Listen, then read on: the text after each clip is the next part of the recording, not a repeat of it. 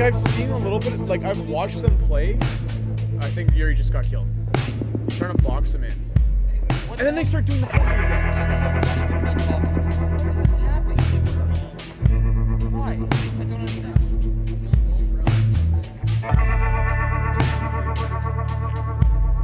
That's good. That was the dumbest game I've ever seen in my life. You better have nobody watching. Do people watch this game? Man, Scott, have you ever played Dawn of War 2? I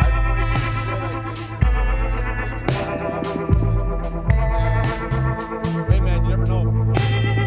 And with my new laptop I've had for about 2 years now, I went and I was like, man, I really want to play this game again. I wonder if I could get it on the laptop and if it would run smoothly. So I downloaded it and I just went to like a custom match and played against the computer. I'm like, hey, it works good one-on-one. And I went online, played a one-on-one, worked well. I'm like, I'm gonna try a 3v3. My old gaming laptop, I had to take an Ethernet cable, connect it, get a connection point. And this was a laptop designed for gaming. This one I have here is just like a run-of-the-mill one. Played 3v3 online, no lag. It was smooth as could be. My mind was blown. Well, just like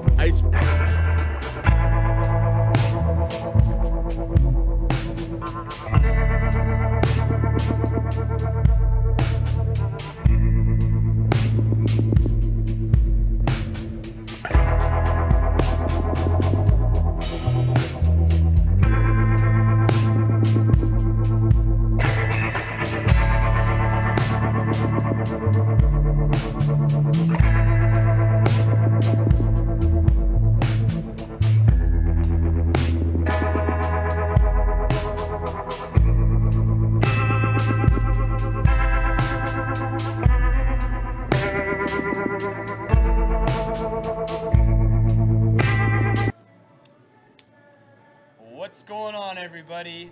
We are back. 40 Below Gaming, Dusty Auspex. I'm Fabio. And I'm Brendan. And this is Season 5. Oh my god. We should have an insert soundtrack here. I know, right? We need some crazy music here. We need Steve's music. Yeah, there has been a lot going. It's been a long time since we've been on. 3 or 4 bit of weeks. Withdrawal, but that's okay. So we got a lot to chat about tonight, and we want to kick it off with the newest, latest, and greatest codices that have dropped for us. I apologize. I'm just getting over a little bit of sinus infection, so I'm a little stuffed up right now.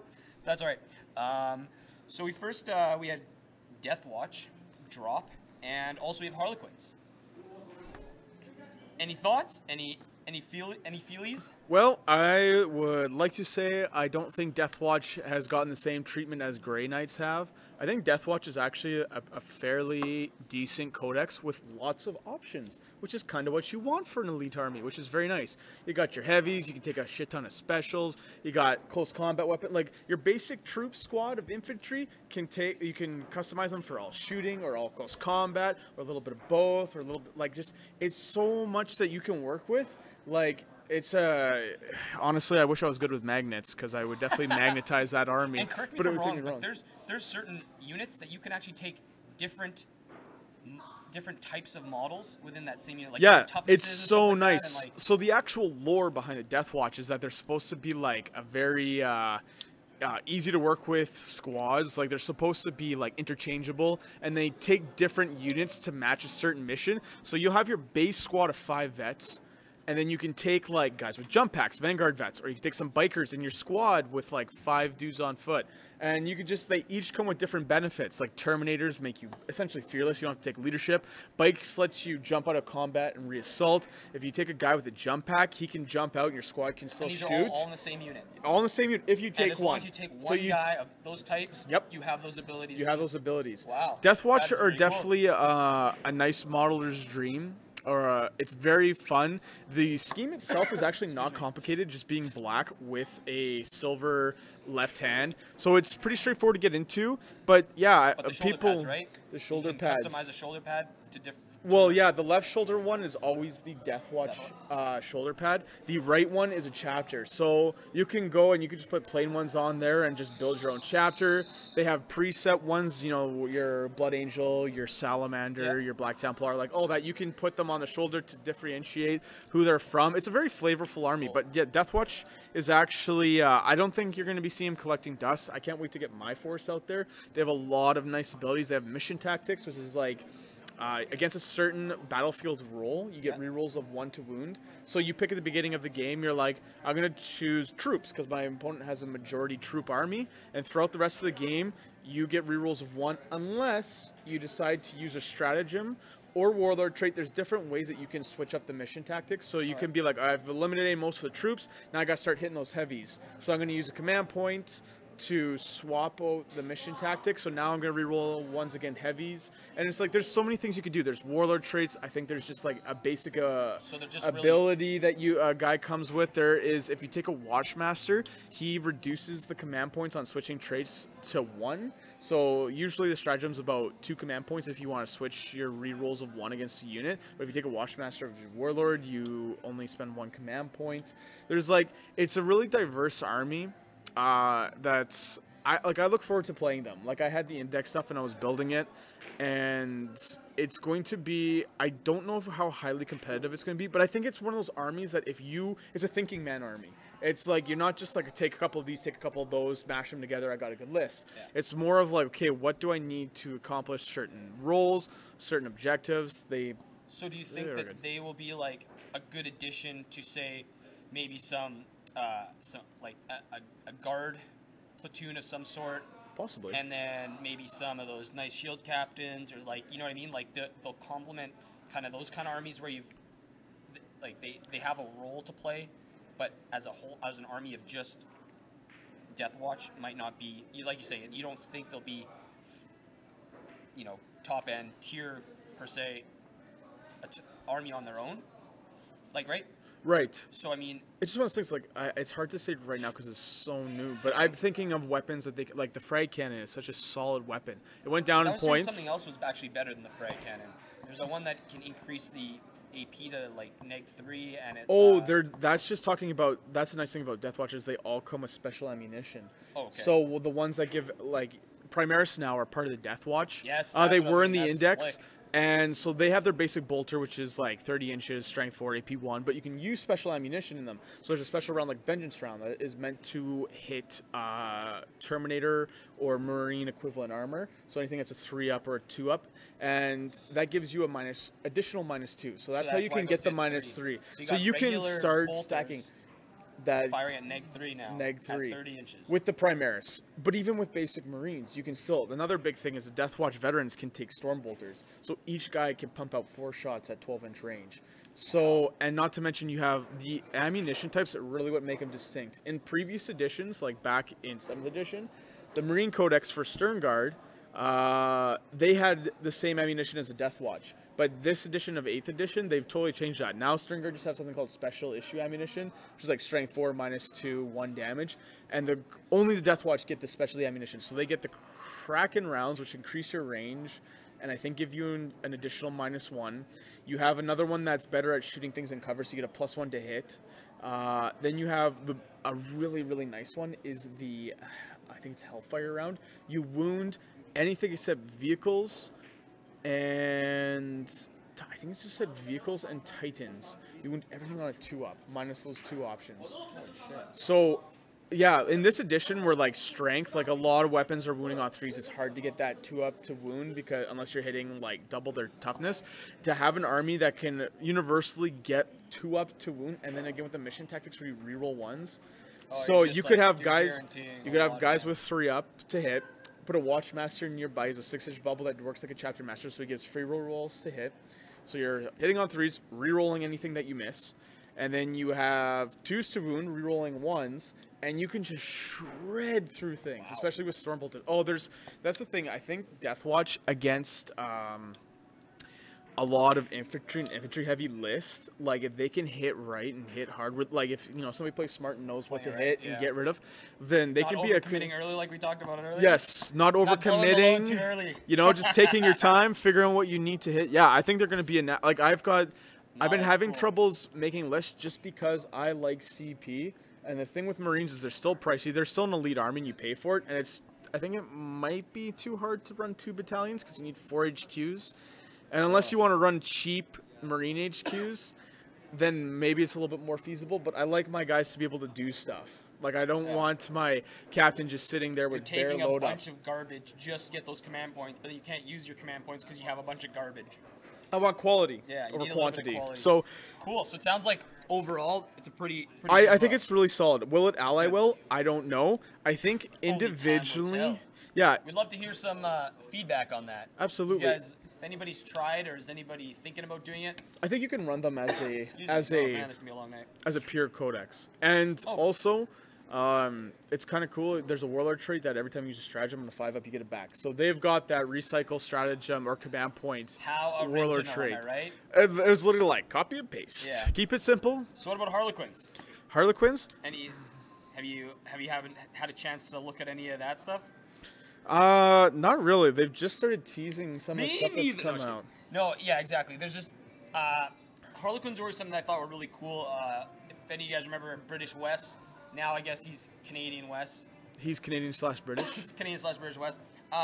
He played a lot of Harlequins, and he painted them up really amazing. Yeah, always really envious of those. But yeah, like I'm happy they're getting some more love because I think they're a very dynamic and unique way to play elves. They're one of the oldie Eldar factions I would actually play. Yes. They're like cool enough where I'm like, they're like space ninja clowns. I'm like, yeah, let's do it. Part-time ninja, part-time clown. I mean, that's probably the best. All kick ass. Ever. So anyway, I didn't read a lot into it. But I do know they're fast. Jason Wells plays them out in Brandon, so I've seen them do their thing once in a while. I'm a little surprised that with the Codex, they went the route of like chapter tactics or whatever you want to call it, the equivalent of, where they have like you can run different tropes and they give you certain abilities. Because Harlequins were always like that elite Eldar book, like kind of how the Grey Knights and the Death Watch are the elite of Marines. Yeah, but they're so good. I know they're so good, but I was surprised they actually went that route where they gave them like their own specific trope traits, as opposed to like, because I was just trying to imagine if the Grey Knights or Death Watch got like fortress traits, so something like on top of their mission tactics and everything, like something else that makes them different. Like one could be more aggressive, one could be not. Same with like Grey Knights. Oh, you play from this brotherhood, they do psychic better. This brotherhood's better. Yeah, I don't know. It always amazes me how you see some really cool dynamics in some books come out, but then you like look at some that just came out and they just kind of fell flat, and you're like, but. I wonder if the Harlequin troop traits will apply to other vehicles, because the Death Watch traits doesn't apply to their vehicles except dreadnoughts. They still are doing that with Marines. I'm like, it's just weird that you have armies like Guard and Eldar, which can use all the trait, like everything in the army can use the appropriate trait that they choose, whether it's Alatok or, for Guard Creed or Cadians and Catachans. And then you have other factions where you don't get that option. It's a little bit more, it's like, here's your book, here's your stuff, go for it. And I was really surprised that the Harlequins actually got the troop traits. But well, it's really interesting. I don't know about the Grey Knights, but some things that did stand out to me are a few of their new stratagems, which actually allow you to get around what we're going to kind of talk about next, the new FAQ and kind of how that's impacted the game. They get around the not being allowed to first turn deep strike outside of their deployment zone. Ooh, spicy. Yeah, because this first stratagem, it's called, I can't even pronounce that, not even going to bother. What does it say? What do you think that is? Sigorich? Is that a C or I don't even know. Sigorach's Jest. Yeah, we're going to go with Gist. Gist? Jest. Oh, no, that is an E. Okay, that is an E. So this thing, you have to start these guys on the board, which basically allows you to get around the fact they're not deep striking first turn, they're being picked up and moved, right? So you're able to move a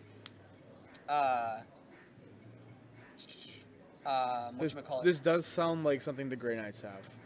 It's like a kind of a teleport or a shunt that they come available. So you Yeah. put them on the board, but then they can do a deep strike kind of move, but it doesn't It's count them as essentially- being in It's reserve. essentially the same as the Deceiver and with the Necrons, right? Like it's just you're Yeah, repositioning. just pick up, So you put get down. to move a Death Jester, those 3 special characters they have. I can't remember the names now. There's Death Jester, there's a Solitaire, and Yeah, then there's one of the them. And the Shadow Seer. Shadow Seer. So that's kind of cool. So it can reposition them. So maybe not all of them are going to be right up in the opponent's face, but Yeah. putting them places where where they're more effective now that everything's deployed. It's really spicy. What I do really like. Oh no, sorry. I even read that this isn't even the right stratagem. So disregard that. But this stratagem, the one that Sigorich's Jest or whatever it's called. What I want to talk about with this one and the Isha's Weeping. This is the stuff I was talking about earlier. When we were talking about close combat and how they just get shafted all the time, Yeah.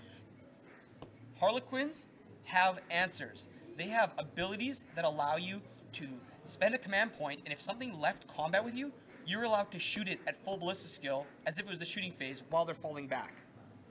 They have one that you can, if something pulls out, if you attack something with them and say the opponent pulls out of combat, excuse me, for a command point, you get +1 to your invulnerable saves for the duration of the turn, the whole game turn. So like you have answers and ways to maybe become more survivable or be a little more offensive and punish people for pulling back, which The big question is though, what's going to survive a Harlequin in close combat? Am I right?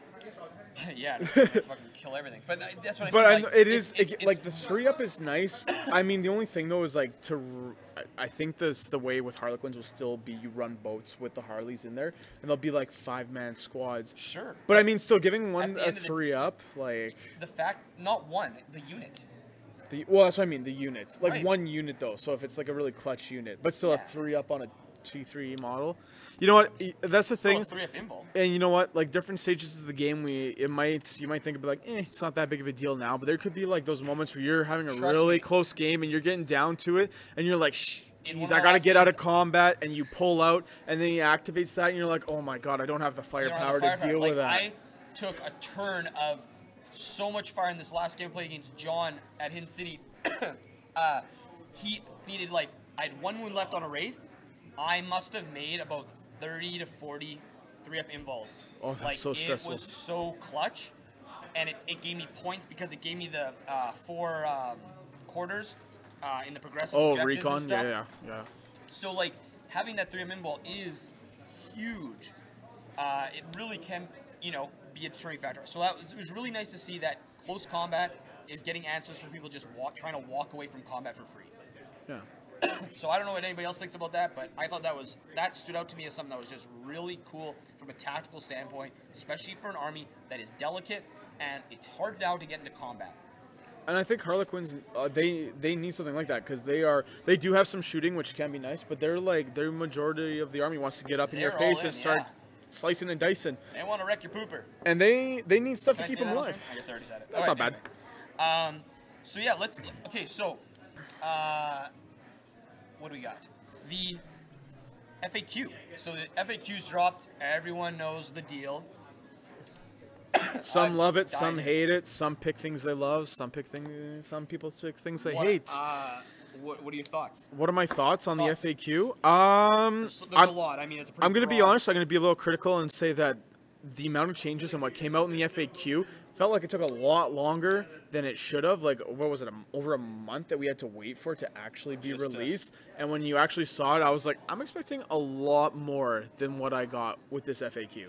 Yeah. Some of the changes, I know the big one. Should we eat dessert first and say the turn 1 deep strike has really it's hit or miss. I find people either they love it or they hate it. Like if you're an active Blood Angels player, if they love it, guarantee you they're not. Yeah, punch Whereas in the if you ask face. a guard player, they're probably gonna love it. Honestly, I mean, if I was gonna go to a tournament, I would be like, oh great, it's less stuff I have to deal with. Turn 1, that'll be in my face, and that's clutch. That's huge. But at the end of the day, was it really necessary? I don't know. I feel like it's not, because if you can set up your screens effectively, you can still leave those turn 1 deep strikers out. And I think the drawback was you had to stay 9 inches away. So you needed 9 inches to get into assault to begin with. Yeah. And then what happened after that is, like, if they made it, I mean, sometimes they have a big unit, not everybody can get in, you kill a couple models, and then they just peel off and you open up on them. I think what it's really, I'm going to be honest, I think it was a direct response to the Hive Tyrants that those guys played. Or not them, but maybe what they've experienced. I know that the GW guys, they played some competitive guys who brought Hive Tyrants and, like, put a decent amount of them in reserve, and then they just popped them all down turn 1 and literally just crapped on their army and just wiped it all out in that go. And that's one of those things, like, now they also apply power level. Like, would it have been more fair if you would have had just the power level in play? You have to have, like, a certain amount of power level on the board before you can put stuff in deep strike, like an equal amount? Yeah. Or, and then still have turn 1 deep strike? Or is it a little too far that they went with turn 1 deep strike and power level? Because I have Grey Knights, and I was already struggling making lists and, like, feeling comfortable with things, and now the power level on top of it, it's just like, I don't know, because, like, what do I want to keep on the board so I can avoid the power level thing? And then everything in Grey Knight's expensive, so it's just one of those things where it's like, unless you have a lot of models on the board and you can bring stuff that can deep strike for cheap power level just to put it, like, on objectives and do stuff, it's like, I don't know how effective it really is. You know, one thing I gotta say though, I played against a blitz a decent amount of times, and those things would always come down turn 1, and you tried your best to screen stuff off. Sometimes they could still hit my Russes or just hit something. Range, right? Those guns are just 24. Yeah, now with the new rules now, it's like I get a turn to move up and push back that deep strike bubble. So it's like, I don't know, like Sentinels, you don't really need those, like, really forward moving things unless it's like a big threat. I mean, like we were talking about the Harlequins or Grey Knights, if you ever come up against them and they have the ability to start on the board and then do a deep strike kind of move, having those options could still be key because it's still a deep strike and you still need to back it up. But I think that's one of the changes that I know has been quite hit or miss with the community. I find very few people are on the fence on it. They're like, I can take it either way. Yeah, it's I like feel there's a lot of really left wing and a lot of very strong right. Yeah, people are trying to understand why the process has come down and justify it. But, like, they, again, like when they're playing devil advocate, they play both sides of the board. Like, this is the reason why, this is the reason why, and they're like, I don't know which one's, like, right. Yeah. They just don't know how to. You have a really good argument either way. It's just that some games, it's just some games would, like, end on turn 2 because it's just like, okay, I reserve my army, and you maybe have a turn to do something, and then everything comes in, and I like destroy everything you have before you have a turn to react. And I don't know, like, I don't know if the change is right, because now it's like those gun lines can have an extra turn to unload on your army. So it's like you could kill half your opponent's army before he decides to bring it. Yeah, and it's once the same dilemma that we had in 7th when you're, or I think 6th too, when you're rolling for those deep strikes. Yeah. Right? They don't come down to turn 4. It's like, great, like, they come down with no support left. And I hated deep strike because of that, because I had to wait till turn 2. The only time I used it was when I brought when I played my Grey Knights back in those positions, because I had the Nemesis Strike Force, so I could start rolling turn 1. So I could, like, as soon as we started playing, I'm like, I want them now. I'm gonna start rolling right, so I had an extra turn to get them in, which usually worked out really well. Like, I never really had problems getting them in with my ability to roll turn 1. But it was just, it's one of those things where I know it's hit people negatively. So that's So what about, like, the rule of 3? That one I think a lot of people were like, ugh, but at the same time, once you start to apply it, I think that one is an easier one for everyone to swallow, you know what I mean? Like, it just worked for everybody. I've still seen some, like, people getting pissy about it. Yeah, well, when you have, like, 6 of stuff and... It's not even that, like, I'm, like, different groups on Facebook. Some guys who are, like, guard players that run all infantry lists. First of all, oh my god, that game's going to take forever. But they play all infantry, and they're like, no, I can only bring 3 company commanders to order my units around, and blah, blah, blah, blah, blah. And I'm just like, it's like, yeah, that would suck, but I don't think it's very fair that you should be able to issue orders to every single one of your infantry squads to start off with. Like, how many, like, majors and generals are you bringing to this fight that are... I don't know. I know that kind of hit people the wrong way. I think it's great. Honestly, I like that it's sub-spam. Sort of. There's still, like, if you take units of things, you can bring multiple, and that's still kind of an issue. And I know Guard has that, where they can bring units of Lehman Russes, units of Hellhounds, so it's like they can still get around that. So, Dave says stop trying to play Grey Knights. Get over it. Hey, man, you gotta try. It ain't easy, cuz. when I spend so much time painting and building and all this and playing, I gotta try to make it work. That or I leave it till 9th edition. Is there a problem? But anyways, I think that rule of 3 is awesome. I feel like it's, yeah, if you were running like 7 Flying Hive Tyrants, you should knew this was gonna happen. Yeah. Like, come on. I mean, I don't really feel bad for you, you jerk. How about the whatchamacallit, the Plague Burst Crawler spam? I never played against that, but man, I would love to play against that. I think it would just be really annoying because they're toughness 8, they're 12 wounds, and they got disgusting resilient. It's just like, nope, I don't want to deal with this because they're so hard to hit. Well, they're not hard to hit, they're hard to wound, and they have a 3-up save, a 5-up demon save because they're demons apparently driving those things. And then, well, yeah. But the thing is though, their bliss is skill 4, so they're kind of crappy in a way. But I mean, that's the thing when people bring in 12. It was just like the big gun was like a crack missile that didn't need line of sight to see. I found that out, and I was like, okay, now I see why they said no to this. Break that pretty quick. One thing I didn't like is their claim to getting rid of soup, or discouraging as much soup, is making the battalion and what's the other one? You can't use certain keywords. Right, but the other part of it was the battalion. Oh, you talk about going up in command points? Yeah, battalions are up to 5 command points, and a brigade's up to 12. Okay, so let's figure this out here. So basically, I had a game a couple weeks ago against John at Hidden City here. So we played a 1750. He wanted to practice for POW. I was like, sure, let's do it. Hadn't had a game in a while. Hadn't played him. We've been trying to get a game in for a while, so it worked out. He shows up with his Gar army. As per the FAQ, everything else, no problems. 14 command points to start with. And he gets to bring them back whether I spend command points or he spends command points. It just means you're playing the wrong army. I can barely... I started with 6. 6. Oh, wow. You with the change? It's awful. Well, yeah, because my battalions are garbage, and I don't have allies. So he can, like, as anybody that has access to Guard as an ally... You made sure to take the extra 3 for being Battleforged, right? Yeah. Okay. You spend 3 command. You spend like what 300 points, and you get an instant battalion. If you run like bare minimum, it's like so 250. Easy. Right. It's exactly. 40 points for bare bones infantry, so that's 120, and then you bring 2 company commanders at 30 points each. I'm not trying to complain. So that's 180. Like but you could bring a battalion for 180. Okay, so you can use that. You get 5 command points for 180 points. 180 points gets me like a squad of 20 warriors.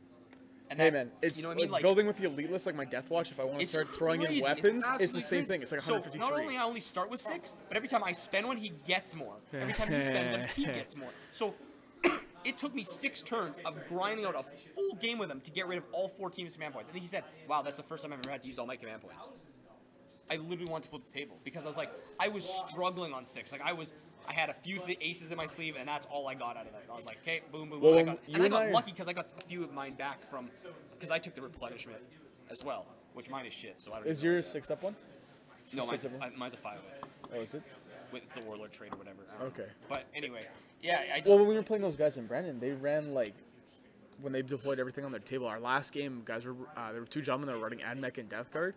And they had like 3 command points. Yeah. And I was just like, oh my god. And they like used them in the first turn to like buckle down the robots with the guns that shoot like crazy. And then like do one and get extra shooting. And I was like, okay. And then once the command points were done, I was like, awesome. Like pretty much have free reign. No, it's crazy. Like honestly, ultimately though, I think the FAQ cleared up more issues than it created. So and you have to remember that whole change to keyword was to avoid. They want to avoid battalions having like Celestine as an HQ, like something else, like a priest as another one, and then like 3 scout squads from something random, just so you could forward deploy them. Yeah. It's basically now if you're gonna bring Marines, you got to bring some like Space Marine HQs to bring those scouts, and then you got to bring something else. Like it won't be as bad. And I think the level of soup will be toned down, and I'm cool with that. But I don't think the increasing battalion and the other one, the brigade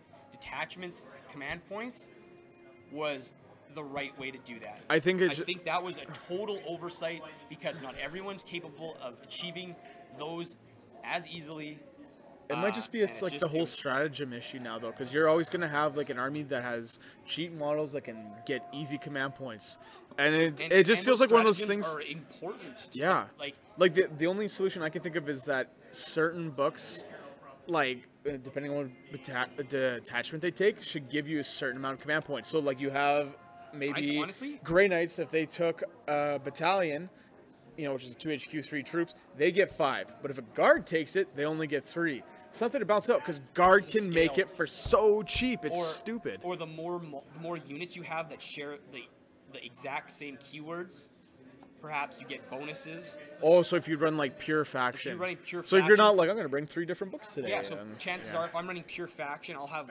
more keywords that line up together, so that gives me bonus command points. Yeah. Something like that. Like, get creative with it, guys. Like, that one I just felt really missed the boat. But that's enough about that. I don't want to rant about it. I just think overall, FAQ is good, in my opinion. I feel like it took too long. I think it took too long to come out, but at the end of the day, it came out. Finally, and we got to be happy that at least Games Workshop, as in general, their direction is up. There's one thing I want to touch on. Okay, Brandon. Yeah. They posted like a tournament kind of format, means of like how long the game should be, and I'm just like, yes, that tournament support from Games Workshop is like, thanks guys. I am so. I mean, like a couple years ago, they were like, that criticize organized play. I don't want to call it tournaments. I don't want to call it competitive play. I want to call it organized play, because that's what it is. It is weekend gaming play. A weekend of organized gaming. This official 2018-2019 Warhammer 40,000 Grand Tournament rule set is essentially what has been happening not only in Winnipeg, but through the ITC for years while GW lay dormant. So let's go over a few things here that I am super pumped about. Like this there's obviously a few things that they got really hardcore in, but I love it. So they put in heats. So they're taking the bunch of groups of people, taking the best of those. The creme de la creme. The creme de la creme, and in all aspects, painting, sportsmanship, and gameplay, which is what everyone's kind of doing now. Am I too far from my mic? Just a little bit. Oh, shoot. And then they have a final heat. So they have the best playoff to be the best of the best. This is Games Workshop at Warhammer World. Gotta love it. Gotta love it. So their essentials: match play. Okay, they've chosen match play to do their big events. This big event anyway. 1750 points. Cool. Games 5. Yeah, 6 games of Warhammer over 2 weekends. Ooh, that's long. No. It's nice 5. they have No, 5. it's 5 games per heat. So each. But they're over the course of like a couple months. Like you'll play your weekend of gaming, isn't it? No. You sign up. You can if you want, you can sign up for all 5 heats. Oh yeah. And play all 5 weekends. But what happens is heat 1 plays here, 2 here, right? Well, there's 4 heats and then 4 there's heats, the final. and then the final. So essentially, if you win your heat, you'd wait till the last one, and you'd be automatically entered into that heat. Ooh, I like this. So it's pretty intense. And then like army selection, battle forge, maximum 3 detachments, troops and dedicated transports. Obviously, you're excluded from that. Yeah. Like it is literally what everyone's been doing. Now the crazy thing that they do, and they're allowed to do that because they're GW. Because they're GW, because it's their tournament, so they're dictating their own rules, which is totally fine. They need fully painted miniatures. They expect if you paint them a certain way, you have to use the chapters that those colors represent. Oh. Which is really intense. Like there's no, you paint them as ultramarines, but or a sub-chapter of ultramarines, but you're calling them salamanders. You need to use the keyword ultramarines. So I guess it kind of pays off if you just go with the successor chapter, because you make it up. So you're just like, hey, I'm running these traits. But it's even like conversions and stuff. They want you to email them everything, and it has to be approved ahead of time, or they tell you they will ask you politely to remove those models or leave the event. So they're basically still trying to forge that narrative, but keep it competitive. But they're still they're. It's like if you want to play the new, spice of the summer, that's good. Yeah, buy the models and paint them that way. So it's honestly, it's great to see this. It's really refreshing because it's always this evil, like, boogeyman, I don't want to call it competitive game, but they just organized play, and it's just like, it's not, like, everyone's accepting it, and it's just how you accept it in different. Well, you gotta bring, depending on what event you go to, you gotta bring painted armies, which is part of the hobby. Yeah. You need to, like, at least, aspects of the hobby. you need to still be a good sportsmanship. Like, nobody, like, whether you play casual or competitive, nobody wants to go up against a guy that's just not pleasant to play against. But if you read this, this is the document. Mine's black and white, but this first column here, when you open the actual rules, like even the first paragraph, like, match play event showcasing great gaming skill, sportsmanship, and well presented armies. If you want to test yourselves against the very best, showcase a beautifully painted army, and play against like-minded people, then the grand tournament is for you. Like, really cool. Like, spell it out. No different than what's been going on. This is what it is. But they're running it. And they're running it, and they love it. And honestly, this I put a big smile on my face. I've been busy as hell with work, and I had a chance to sit down and take a read at this, and this was really cool. Like, very excited. I'm probably gonna be tuning into these events to see how they go, because I'm very excited to see what kind of painting comes out of there, what kind of conversions. But it's only in the UK, right? This event is only in the UK. Unfortunately. This is their specific tournament. Which is awesome. It's no different than the LVO or Adepticon or anything like that. Those big GTs. It's the same thing. It's their GT. I think I'd like to go to this one, though. This would be so cool. Because it's like you still play narratively in a way, but you're playing competitive. The only catch to this, though, is if you play in one of the heats and you win, in the off chance you win, then you have to play in that second one a month later, right? Yeah. So you'd have to go back because you're not going to stay in the UK for a month.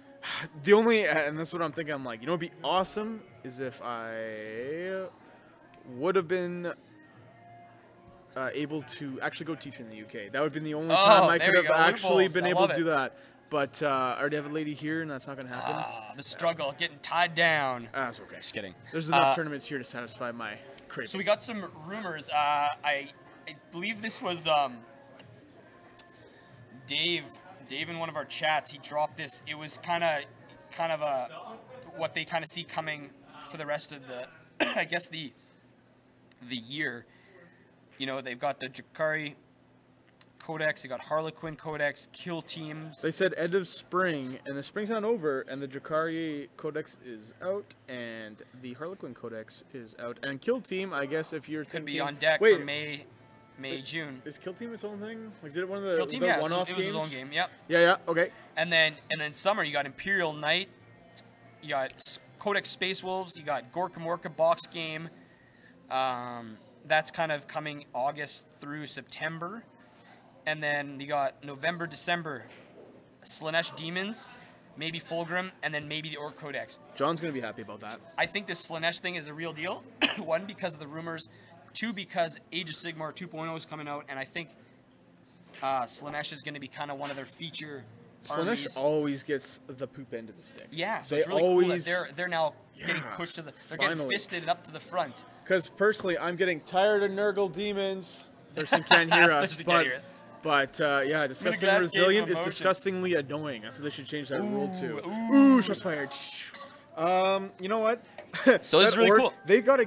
I would say take that Orc Codex and push it up till end of spring because I swear to God. I think it should be summer of 2020. Because every time I go read a Warhammer community comment, I don't want to see somebody else say, "Oh, where's the Orc Codex? I got no love." I'm getting really annoyed with that. It's like, you will get it. Just calm yourself. It'll probably be like once that Orc Codex gets dropped, it's either gonna be like super awesome or a big steaming pile of crap. So hey, I'm gonna segue. Charles got a good comment here on where is that? That's on Facebook. That's a Facebook chat. So, Charles, as an outsider looking in, I can see how you think that, and I do think that too personally. But however, one, it is at Warhammer World, run by GW. So stop buying third party, Chuck. Jeez. I'm just kidding. So I think. I mean, you gotta.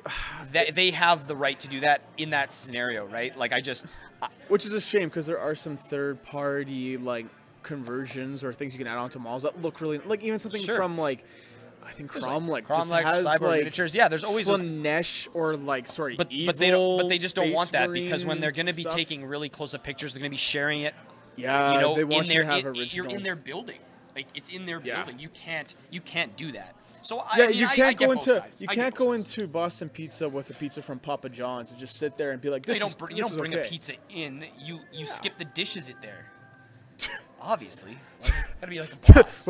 Wait. So there's loopholes. We got to figure this out for the grand tour. I'm not saying it's a loophole. I'm saying you just can't. But anyway, so. The Ore Codex, Jesse, they were looking at Looks like November in November, the fall December. time. So right before Christmas. Yeah. I hope Emperor's Children, Arthur Cherry. I hope the Emperor's Children Hey, man. get some love. They're actually Arthur, my we favorite agree. Legion. We think that'd be really so cool. yeah, they need some They need love some. though. They need And then I something. think it would be only fair after that to have like a World Eaters or Corn. Oh book. my God, no! If I see any more World Eaters love, God damn it, they're Well- always getting love. Screw them. Well, right now it's Let them like, have a back seat for a while. what Let was them it? rot. Thousand Suns, Death Guard. If they go with like Noise Marines or Yeah. whatever, Emperor's Children, Sure, we'll wait. you know Give they'll them, give have them to 2 come more out years. with Yeah, that. they'll bring out a nice new box of Berserkers. Oh my God. Then maybe you those don't have like models. to position like the kneecap under the.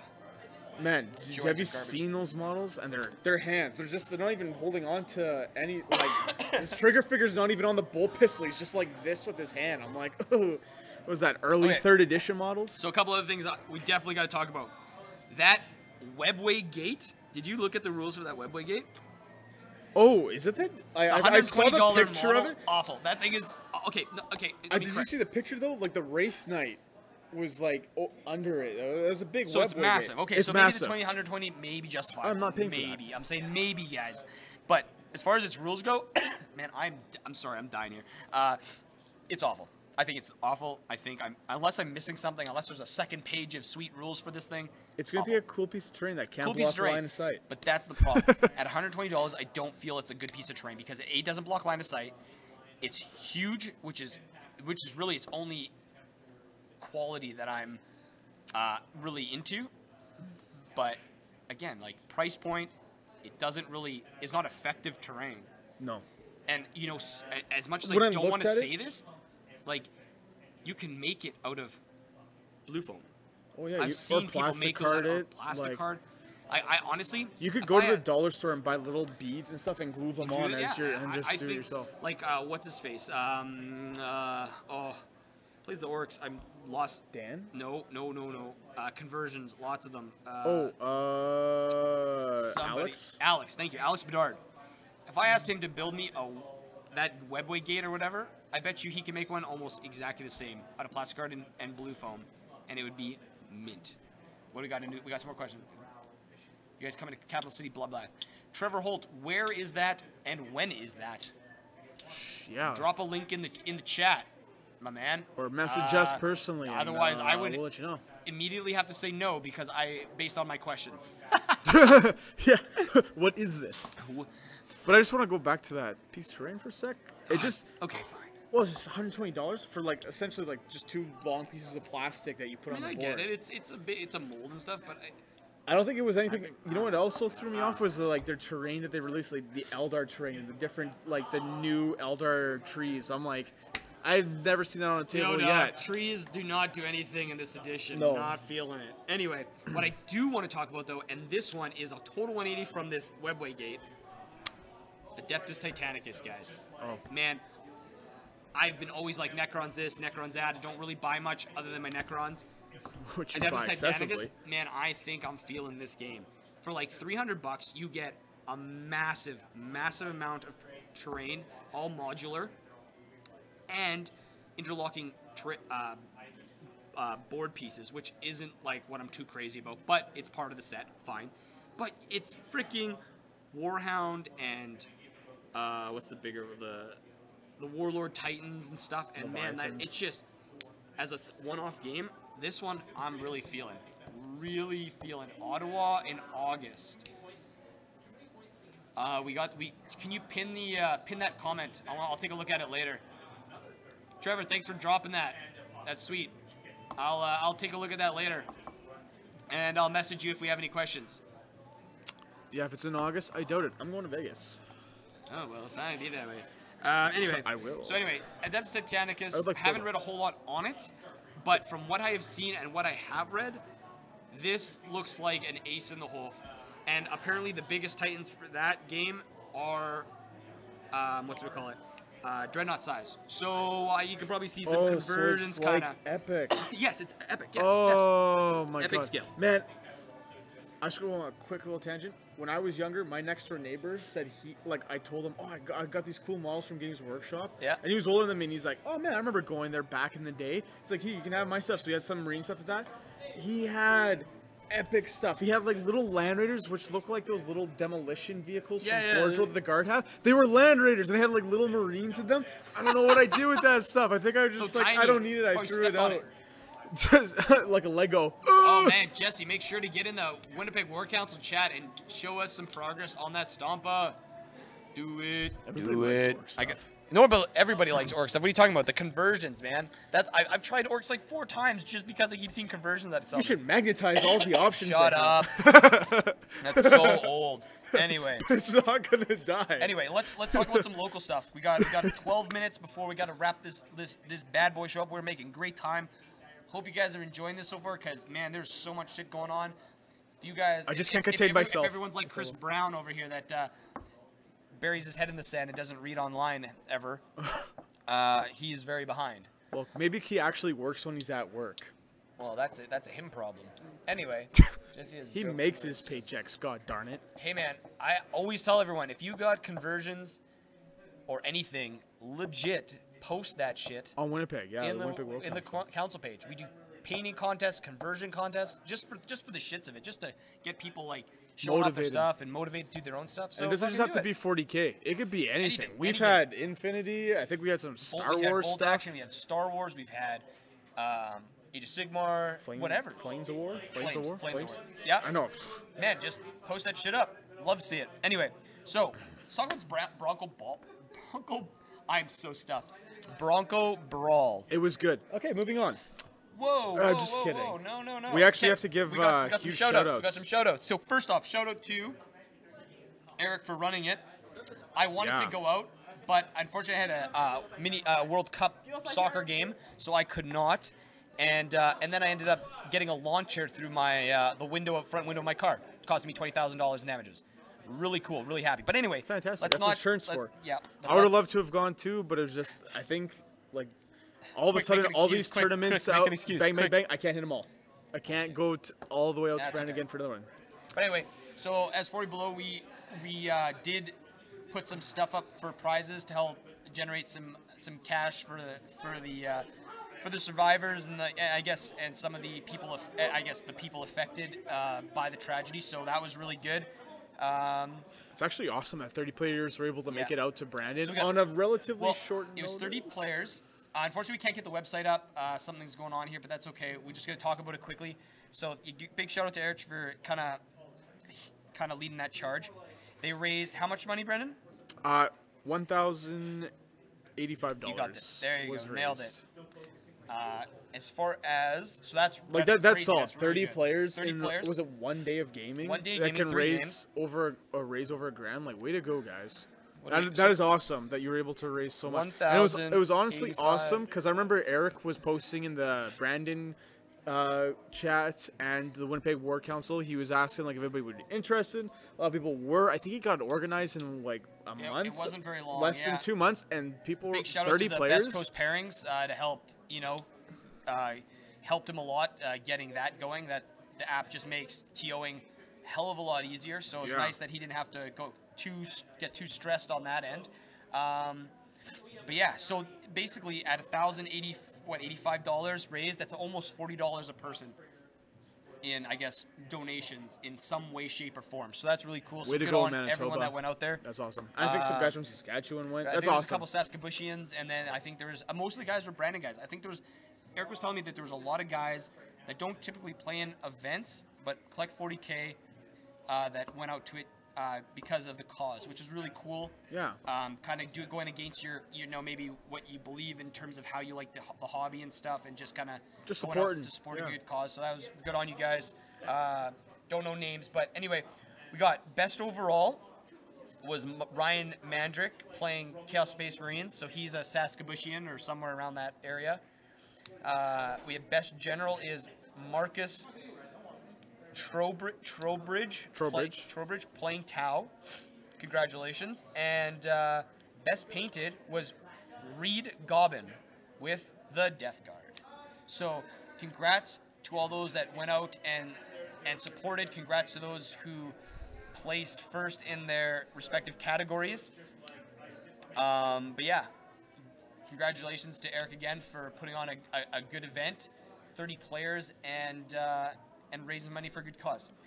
Next, AOS League. We are in month 3 of our Age of Sigmar League, going strong. Just a friendly reminder to everyone that's in said league to get their results into the page or David directly. Check your emails if you... David Gordon, David Gordon. Yep. And then lastly, POW, Plains of War. We got it. It's coming up. It's coming up fast. Not this weekend, next weekend. Yeah. Bum, bum, bum. Really excited. We are teetering on sold out. A couple guys had to drop. I believe we are up to 40 now again, which is great. Last we I had some checked, guys on the wait list. But if you guys, if like I said, if guys show up, if guys message me ahead of time and they say, hey, I want to get in, if they get on that wait list at the day of, if we have extra, like if we can put together more tables, as long as we know that we have an additional 2 bodies, right? You don't want to have an odd number. So if you're interested, let us know. Shoot us a message on the page. PM us, whatever you got. And it'd be better to PM Fabio here or Scott Brewer, one of the actual two organizers. When you message the page, we see it. Yeah. So, I mean, even if you message me or one of the other just producers, pass like I'll to pass anybody. it along to them and let them know. Like, don't be afraid. Absolutely. So make sure to let us know if you're interested. Otherwise, 1750 is the number. It's the sweet spot. I know Brennan's playing in the event. I am running with Scott. We're streaming. So we got producer Josh. We got Kate. We got Maddie. Maddie's gonna be doing our photography. So our pictures as of late have been crisp. My army's ready for you, Matt. So we are super pumped. Make it look beautiful. So make sure to get your stuff painted. We're going to be putting together a guide of kind of what we look for in terms of armies to stream. It's a very detailed guide too. Yeah. So I mean, like, so I don't worry encourage if you guys to read can't it. cover everything. Just like try to hit the. general, It's a general one. Like, I mean, you don't. Unless you're really dedicated to going for the best painted, like it's usually not big. I usually place like a little bit above average, Listen, which on just stream, works no great one's for going to me. see all the crazy detail, but getting 3 crisp colors minimum, get your bases done, that kind of stuff. It still you'd be surprised how much that even changes the dynamic of a game. Absolutely. So you know, it's that's really important. nice when you have a fully painted army and you Yeah. play against another fully painted army. That looks man. nice. Pictures last way long. I mean, you know, when you were able to say, oh yeah, this was a game against so and so, and like be able to recall things, and then you have these sweet pictures you can bring up and be like, yeah, this happened. Man, that's gold. That's especially in this game, like it's good stuff. So keep that in mind. Make sure to get your 3 colors. Yeah. Even if it takes you all night the night before. No, I'm just kidding. Don't go crazy. We got paint judges going. I know I see somebody. We got Dustin in the chat. He's gonna be one of our paint judges this year. So that's going to be sweet. I think Mario Roca's one, and I can't remember the third. I apologize off the top of my head. But yeah, so what else? As far as, I guess, what we're expecting to see, man, I expect to see a whole. I expect to see a whole slew of different armies. I don't think anything's like. I think it's really going to come down to generalship. I don't think I'll see a lot of Grey Knights, to be honest. If I do, I'm going to give that guy a crisp high five. But only the crispest. Only the crispest. The crispiest. But yeah, I think you're going to see like a lot of variety. I'm wondering what the soup lists are going to be like. I kind of hope I see a lot of soup. I got to be honest. I think we're going to be. Winnipeg has consistently really not followed that trend. Like we haven't. Our community, everyone has their armies they like, and we really ride that aspect of this game way harder as a community than what maybe the internet perceives. Yeah, I think a lot of people run more, even at competitive levels. Like if I look at like a big tournament, yeah, there might be some of those soup lists, but even like since this FAQ has come out, there hasn't really been a crazy amount of it, and that rule of 3 is really limited what people bring. Yeah, it's and really John, shaky. if I don't play you at POW, we'll get a game in at some other point, so I can play your Catachans again, and we can get through a 5-hour Man, game. John and I had a crazy game. It's your third time you brought it up, so it must have been good. Man, my Doomsday Arcs have never rolled so hot. It was amazing. It was amazing. Yeah, when anyway, they roll well, it feels good. anything else? Anything else you want to talk about with Planes of War? I gotta say, for me, what I love about tournaments is it actually gets me to paint models. I say this every time one comes up. And I seem to only bring my guard to these tournaments. So I'm looking at my guard collection, and I'm like, oh my god, I might actually get it all painted one day. Brendan's It brought this up 3 feels times already. good. I brought it up to you outside the show. But I want everybody else on the internet to know I feel so good about this. I'm so happy. Yeah, but any kind of organized event just motivates you to touch up paint. But I'll say it once. I've said it many times, and I'll say it again. It's a really, really organized event. I look forward to it because it's nice when you go there. You got your table. They give you your section. They leave you numbered. They're like, you put all your stuff here. You put it down after a game. You get your paint score. It's so organized. It's not just like, oh, what table am I on? And then you're bouncing between. And they're like, oh, I've already played on that table. I already played against that guy. All that stuff. Like, this is sorted out. You just go there. You sit down or stand, and you roll some dice. It's so chill. One thing I do want to say about army lists, a lot of people ask if they have to submit something ahead of time. The answer is no. What they do need to do is you need to learn to trim your armies so that it's on 1 to 2 pages. Condense it. We don't need all like the little things. You just need Even if you need to put it on 2-point font. Yeah. Do it. No, because no. No, There's ways on Battlescribe to remove certain things. That way you can. That way when we put it into Basco's Pairings app, we can screenshot your army lists because army lists are documented with your player identification number. So please take that into consideration. You can even trim Battlescribe even after you do all that. Yeah. Even after you do that, because sometimes they like double post your war gear options or like just something weird happens. Go through it, give it a quick glance, delete that extra stuff. It frees up space. Like make it. I would say at a minimum. Don't do that the morning of before. Yeah. Like, please don't. Do it in that. Like do it the night before. Yeah. Couple days before, get those done. You can easily, I think as a minimum, maybe 8-point font, because I know I've used that for my guard and it's still legible, and I can keep it on like 2 pages, which is hard because I know you have a lot of units. But again, just like, you know, Battlescribe likes to give a lot of spaces and do all fancy things. Like you can avoid that. Just go delete it. Take the time. Don't be shy. Yeah, it's buddy. not that hard. Well, guys. I think that's right on point. That's right on point. So I just lastly want to thank all you guys for tuning in and messing around with us and throwing some comments our way. Appreciate you being here for season 5. Be sure to the rest of season 5 every Thursday, 7:30. Thanks to producer Matt for jamming away on the keys in front of us and making sure I'm close enough to my mic. Rookie mistakes. Sponsors. Wouldn't know this guy was doing it for so long. Just want to give a shout out to our sponsors. We got Hidden City Comics here in Winnipeg. We got PvP Cyber Lounge, our venue for open gaming on the first Tuesday of every month, and where we shoot our podcasts. They also have solid computers if you ever want to come down and game. Very reasonable. Yep. Beautiful systems. You can game for hours. On Call Solutions, which helps host our website and our emails and stuff of that jazz. They do web design and all that kind of stuff. So if you need that, maybe in your real life jobs or something like that, definitely give him a shout. Check him out. Sean's a great guy. AYB Online, they are our parent, I guess, organization. They also are now doing GW computer games and reviews on them, which is really cool. So be looking for those. That we're going to be doing some of those. Battle Foam. Thanks, guys.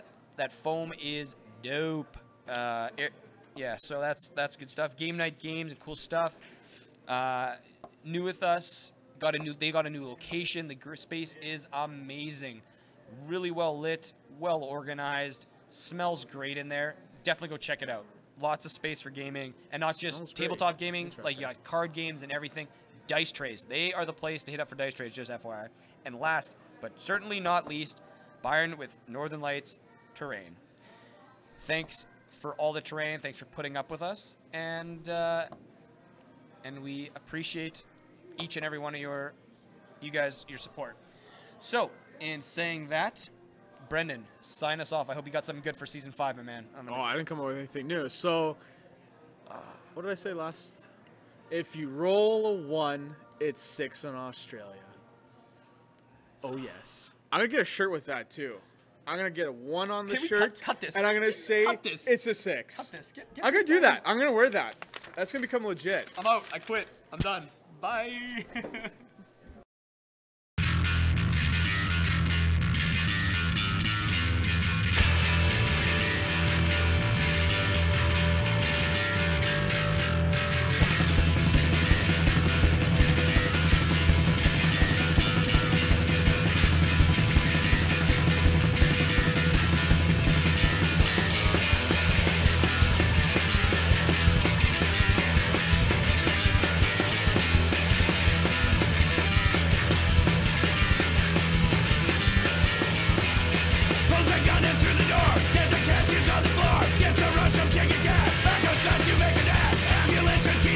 Jumps inside and for the way.